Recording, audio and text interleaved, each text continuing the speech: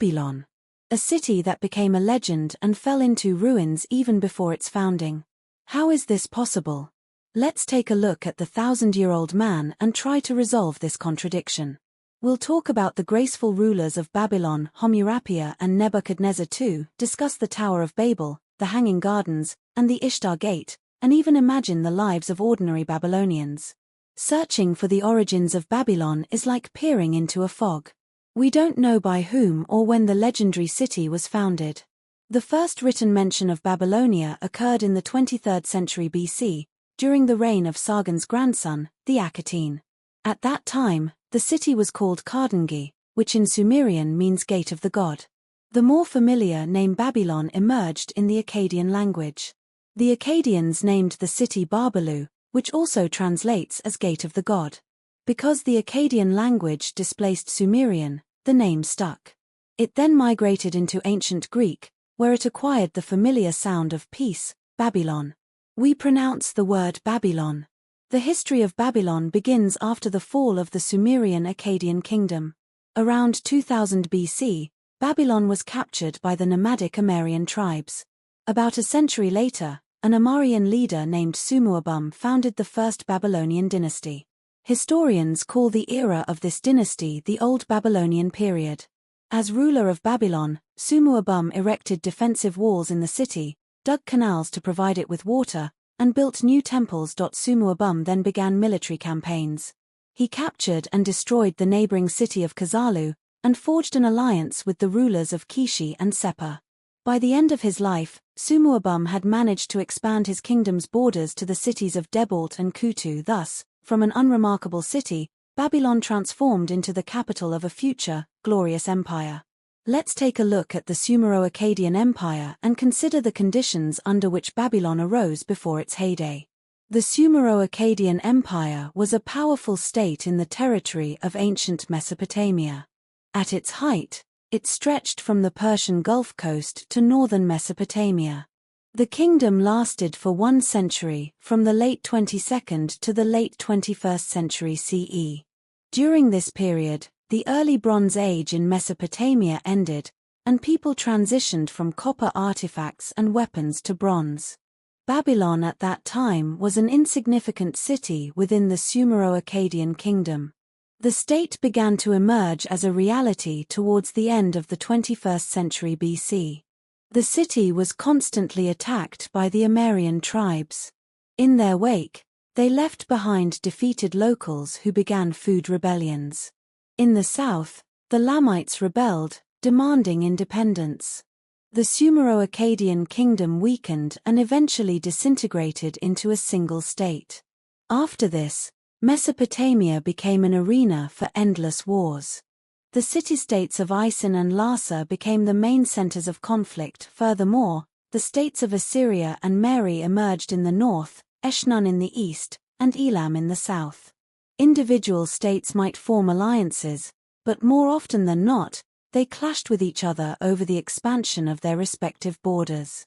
Since none of them had a decisive advantage, everything resembled chaos.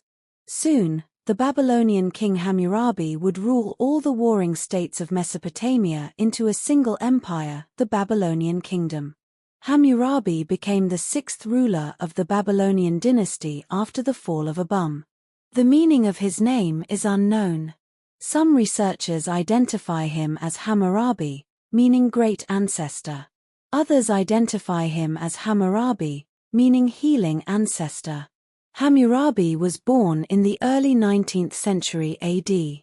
Around the same time, on the other side of the world in prehistoric Britain, the construction of Stonehenge was completed.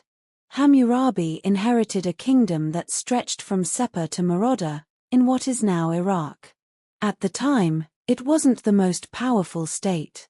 Neighboring powers arose in the city Larsa, Eshnuna, Elam, and the kingdom of Shamshi-Adad I, fighting some and cooperating with others. Hammurabi subjugated all the lands of Mesopotamia by the end of his life. But first things first. During the first years of his reign, Hammurabi apparently did not wage wars of conquest. Upon ascending the throne, The young king's first act was to forgive the debts of all residents. Over the next few years, as the royal calendar progressed, Hammurabi built and managed temples, strengthened the city walls, and severed ties. Only in the 7th year of his reign did he wage war against the cities of Essena and Uruk and immediately subjugate them.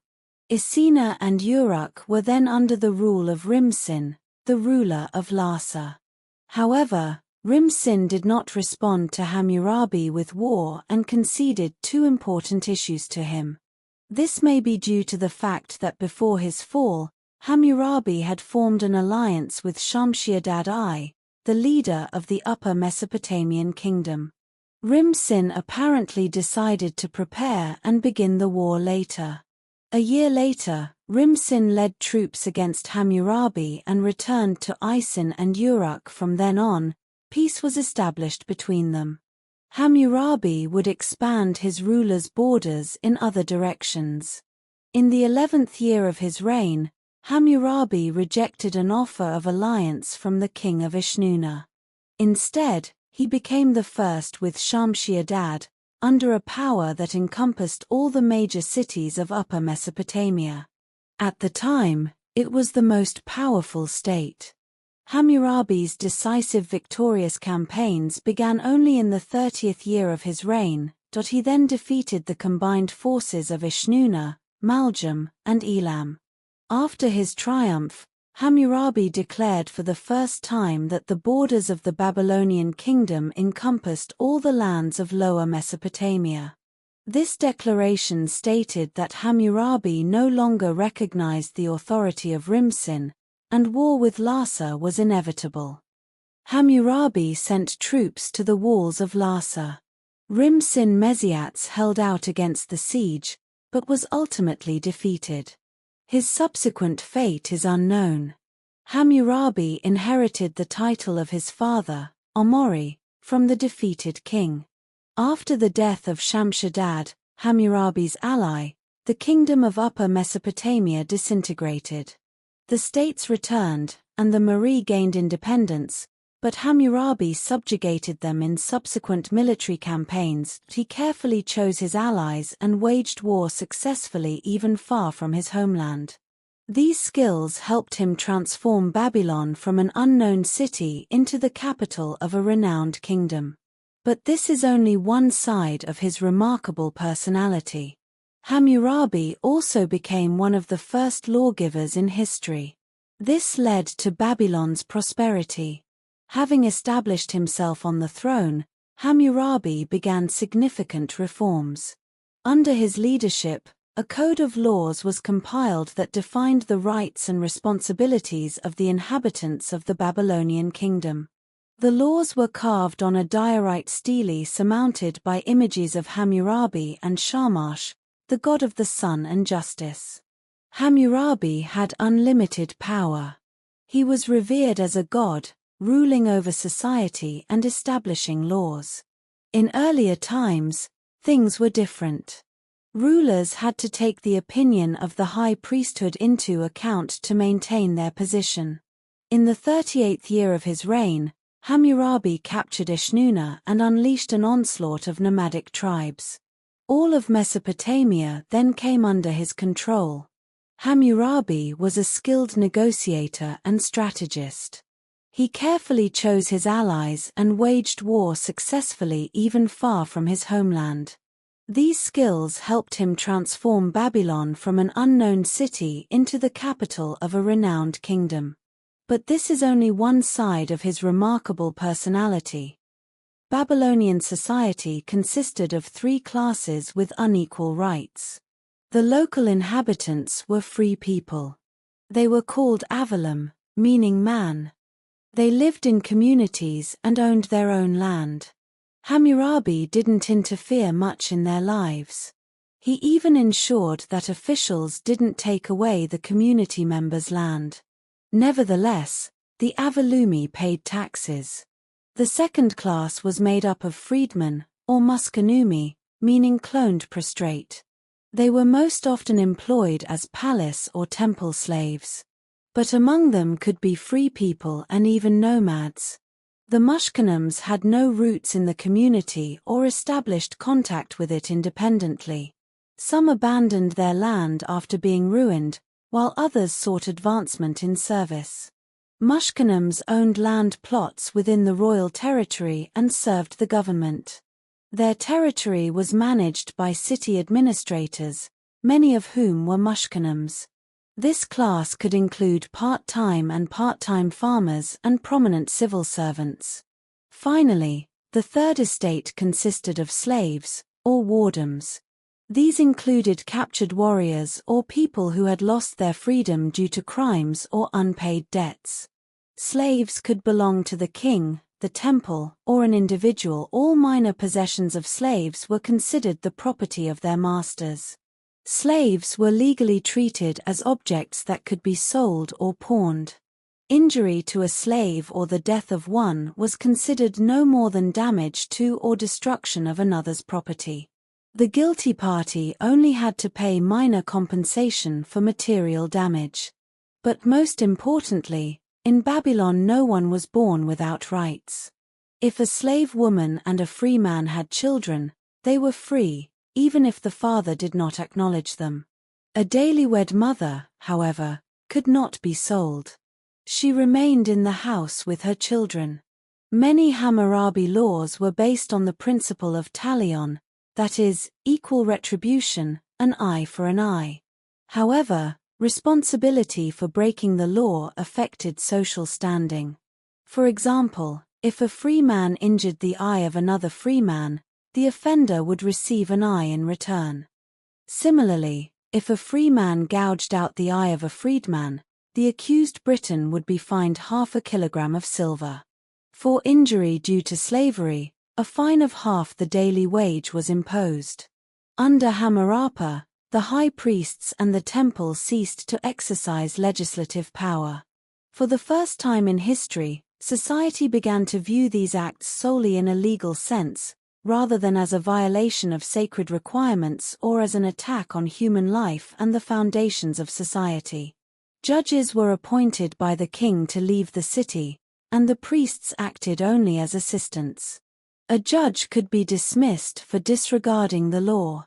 Hammurabi's laws protected the rights of women and children, a feat made possible in our century.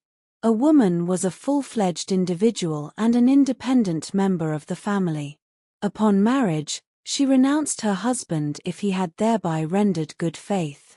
If her husband denounced his wife, accused her of adultery, or raped her, she could go to court and, having proven his allegations, annul the marriage. A woman could also marry a second time. If the wife was childless or seriously ill, the husband had the right to find a second wife. However, he could not choose a concubine himself if his wife offered him a slave for cohabitation. A husband also couldn't abandon his sick wife.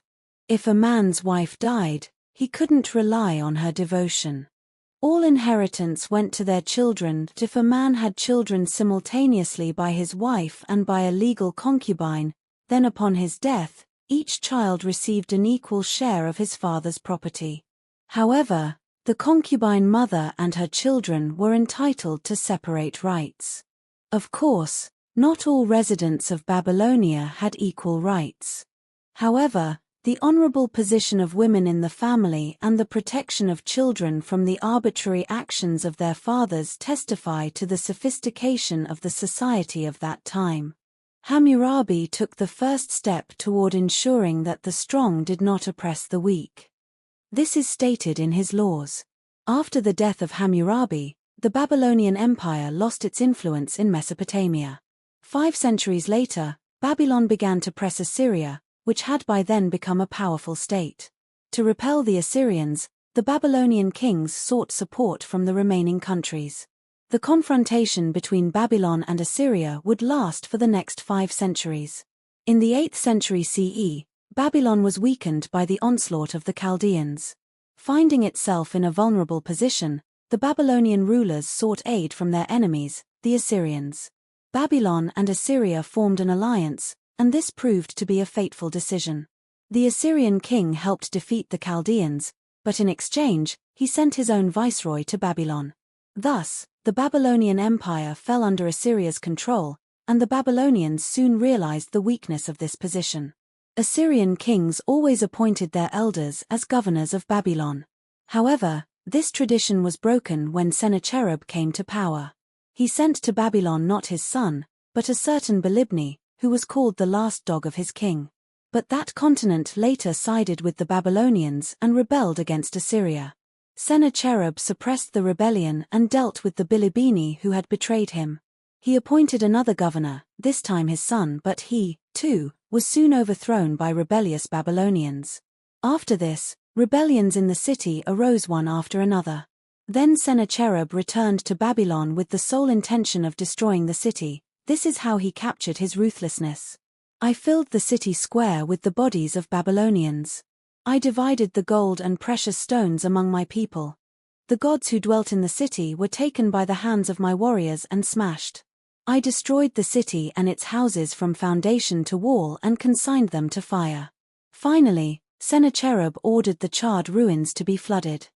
His soldiers dug up the Arakta River, which divided the city, and water filled the streets. Thus was Babylon destroyed. Babylon began to recover immediately after Sennacherib's death. The work took about 20 years, and the finest architects participated. New palaces were erected on the sites of the battlefields, boasting unprecedented luxury. Babylon, the ruins of which largely survive to this day, were founded in the 7th century BC. The city's restoration was overseen by the Assyrian king Esarhaddon. Around this time, a new phase in Babylon's history began, the Neo-Babylonian period. The surviving Babylonians gradually returned home. Along with them, the Chaldeans, who by then had already inhabited Mesopotamia, came to the new city. Those same Chaldeans, who had raided Babylon in the past, began to change with the participation of the city's citizens, gaining rights and influencing state affairs. Among these Chaldeans was Nabopolassar. He served as one of the military commanders of Nineveh and the capital of Assyria. When the Assyrian Empire began to decline and lose its grip on the changes under its control, Nabopolassar led a rebellion with his army. He renounced Assyrian authority and headed toward Babylon, conquering one city after another. Nabopolassar soon became one of the most powerful rulers of Mesopotamia. In royal Babylon, he ascended the throne and became the 10th Neo-Babylonian dynasty, also known as the Chaldean dynasty. Later, in 612 BCE, the Assyrian capital of Nineveh fell under the onslaught of his army.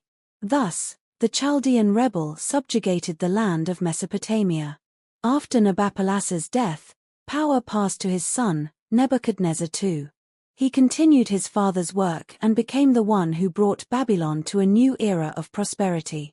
Nebuchadnezzar II was born around 630 BC. Around the same time, the future poetess Sappho and the future founder of democracy, Solon, were born in ancient Greece. They were all about the same age. Nebuchadnezzar's name in Akkadian was Nabu Kuduri Yuga, meaning Nabu, protect my firstborn. In Akkadian mythology, the god Nabu is considered the patron of wisdom. Nebuchadnezzar too inherited a power that had already spread across the globe. But continuing his father's conquests, he expanded its borders even further.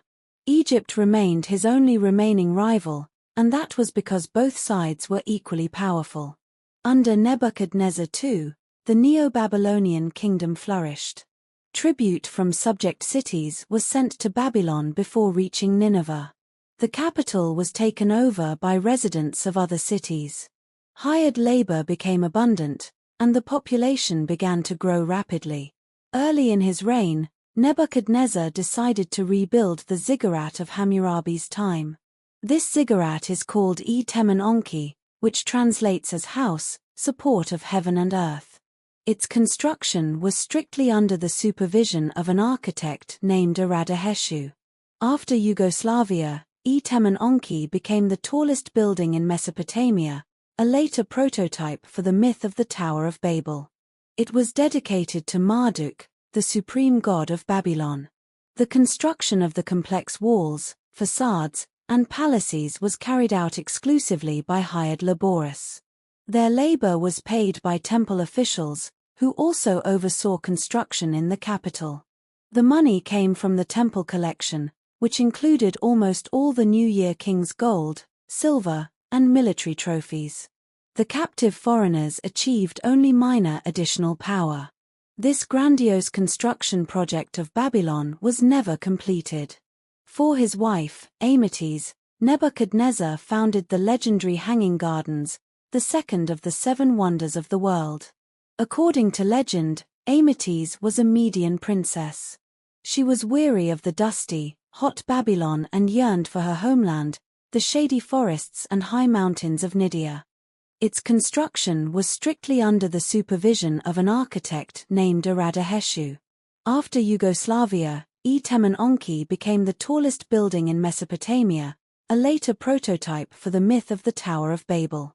It was dedicated to Marduk, the supreme god of Babylon.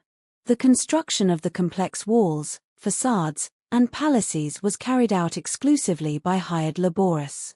Their labor was paid by temple officials, who also oversaw construction in the capital.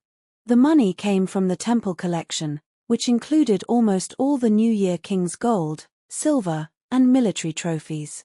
The captive foreigners achieved only minor additional power. This grandiose construction project of Babylon was never completed. For his wife, Amytes, Nebuchadnezzar founded the legendary Hanging Gardens, the second of the 7 wonders of the world. According to legend, Amytes was a Median princess. She was weary of the dusty, hot Babylon and yearned for her homeland, the shady forests and high mountains of Nidya. To alleviate his wife's melancholy, Nebuchadnezzar ordered the construction of the Hanging Gardens, where she could escape the bustle and indulge in memories. The inscription Hanging Gardens bears the name of the mythical queen Semiramis. Semiramis was modeled on Shamuramad, the Assyrian ruler who lived 2 centuries before Neonepalozar. Perhaps this is why the second wonder of the world should be called the Hanging Gardens of Amytes. Under Nebuchadnezzar, a fortified double wall was built around Babylon. The city had 8 paired gates, the most famous of which was the Ishtar Gate. This gate paved the way for the process by which citizens celebrating the new year would illustrate an image of the god Marduk. The Ishtar Gate was covered in blue glaze, a thin, glassy layer that sparkled in the sun. The walls were decorated with lions and a pair of mythical creatures, Mushkushi and Tura. The lion represented Ishtar, the goddess of love and war. The Babylonians associated Mushusha with Marduk, the supreme god of Babylon, and Tura with Adad, the patron of storms and harvests. The Ishtar Gate became one of the symbols of Babylon's prosperity. The history of the new Babylonian kingdom was short-lived, approximately 1 century. During the reign of Nebuchadnezzar II, Babylon experienced a rise and prosperity, but its advancement declined sharply immediately after his death. As early as 539 BC, the Persian king Cyrus II conquered Babylon. Persia's power subsequently grew, and the lands it needed were wrested from Babylon. However, the city itself still maintained several principles of self-government. Everything changed in 481 BC. The Babylonians rebelled against the Persians, but the Persian king Xerxes suppressed the uprising and destroyed Babylon itself.